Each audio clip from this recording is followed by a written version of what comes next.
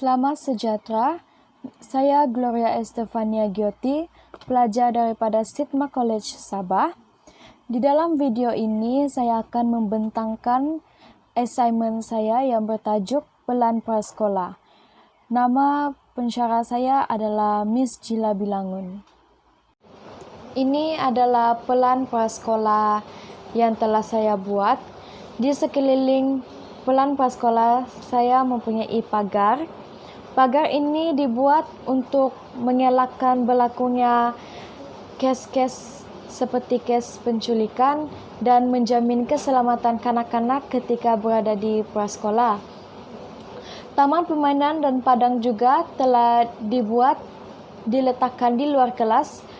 Padang ini adalah tempat untuk kanak-kanak dan guru melakukan aktiviti sukan, dan taman permainan ini adalah tempat untuk kanak-kanak melakukan aktiviti bebas selepas tamat sesi pembelajaran mereka. Di pelan prasekolah saya ini terdapat 3 pintu. Pintu utama, pintu depan kelas, dan juga pintu belakang. Sebelum kanak-kanak memasuki kelas ataupun prasekolah, kanak-kanak perlu meletakkan kasut mereka di rak kasut yang diletakkan di luar kelas bersebelahan dengan pintu utama. Selepas itu, kanak-kanak perlu meletakkan beg mereka di rak beg. Selepas kanak-kanak memasuki pintu depan kelas, ini adalah tempat pembelajaran kanak-kanak. Pusat matematik dibina untuk mengenali angka nombor pengiraan matematik dalam pendidikan awal kanak-kanak. Terdapat berbagai aktiviti yang kanak-kanak dan guru boleh lakukan di pusat matematik. Antaranya ialah puzzle nombor. Pusat matematik ini diletakkan bersebelahan dengan pusat sains kerana sains dan matematik mempunyai kaitan. Ini adalah pusat sains. Pusat sains diwujudkan untuk membantu meningkatkan pengetahuan tentang asas sains. Di dalam pusat sains ini, kanak-kanak dan guru boleh menjalankan pelbagai eksperimen di bawah bimbingan guru. Aktiviti lain yang boleh kanak-kanak lakukan di pusat sains ialah bermain blok yang pelbagai warna. Bukan itu sahaja, kanak-kanak juga dapat belajar menanam pokok di taman sains. Aktiviti ini dapat melahirkan rasa kasih sayang terhadap alam sekitar dalam diri kanak-kanak. Dapur juga telah dibuat dalam pelan prasekolah saya. Di dalam dapur terdapat ruang makan. Ruang makan ini disediakan untuk kanak-kanak makan bersama-sama dengan rakan-rakan mereka. Di tengah-tengah pelan prasekolah saya, ini adalah tempat kanak-kanak belajar bersama guru-guru.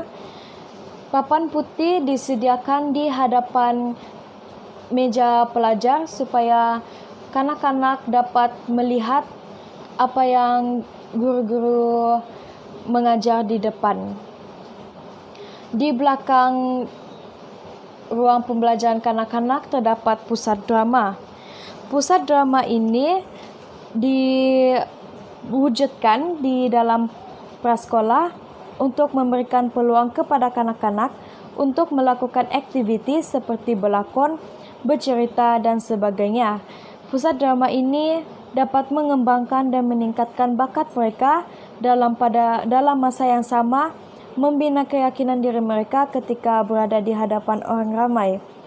Kanak-kanak juga boleh melakukan persembahan di atas pentas kecil ini yang telah disediakan.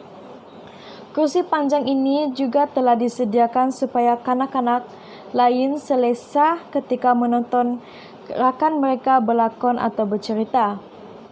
Bersebelahan dengan pusat drama adalah pusat IT.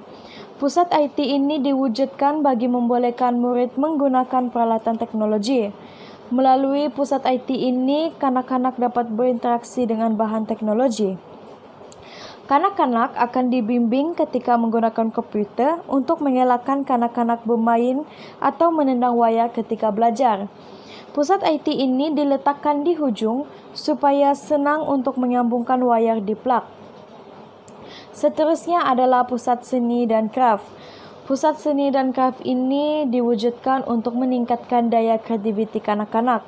Salah satu aktiviti yang berfaedah dan kanak-kanak juga dapat berfikir dan berimajinasi di dalam seni dan kraft ini. Kanak-kanak juga berpeluang menunjukkan bakat dan kreativiti mereka dalam mencipta sesuatu benda menggunakan bahan kitar semula. Di dalam pusat seni dan kraft ini juga dapat meningkatkan skill motor halus kanak-kanak, sebagai contoh menggunting, menampal, dan sebagainya.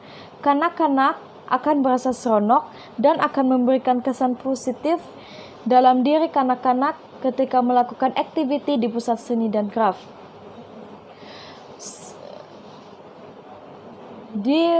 Bersebelahan dengan pusat seni dan kraft adalah pusat bahasa.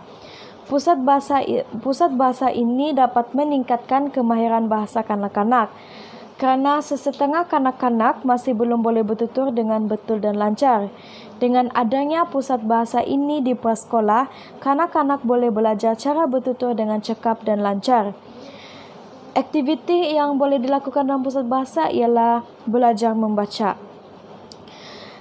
Rak buku juga telah disediakan di pusat bahasa untuk meningkatkan lagi minat kanak-kanak. Jenis buku yang diletakkan di rak buku adalah dalam bentuk cerita, bergambar, puisi, dan lain-lain. Buku yang dibaca oleh kanak-kanak mempunyai dua bahasa, iaitu bahasa Melayu dan bahasa Inggeris. Kedua-dua bahasa ini boleh memudahkan kanak-kanak untuk belajar dalam masa yang sama, dapat membantu kanak-kanak melancarkan pertuturan mereka. Kapet juga telah disediakan di pusat bahasa untuk kanak-kanak selesa dan dapat fokus ketika membaca buku cerita mereka. Dalam masa yang sama juga, ia dapat memupukkan sikap sayangkan bahan bacaan dalam diri kanak-kanak. Di dalam pelan prasekolah saya ini juga saya telah menyediakan tandas laki dan tandas perempuan. Seterusnya adalah kebaikan pelan kepada kanak-kanak. Kebaikan yang pertama adalah pusat pembelajaran yang ada dalam pelan mampu memberi kesan yang baik kepada kanak-kanak, sekaligus memberikan kanak-kanak penerokaan dan aktiviti yang menarik untuk meningkatkan perkembangan kanak-kanak dan kreativiti mereka.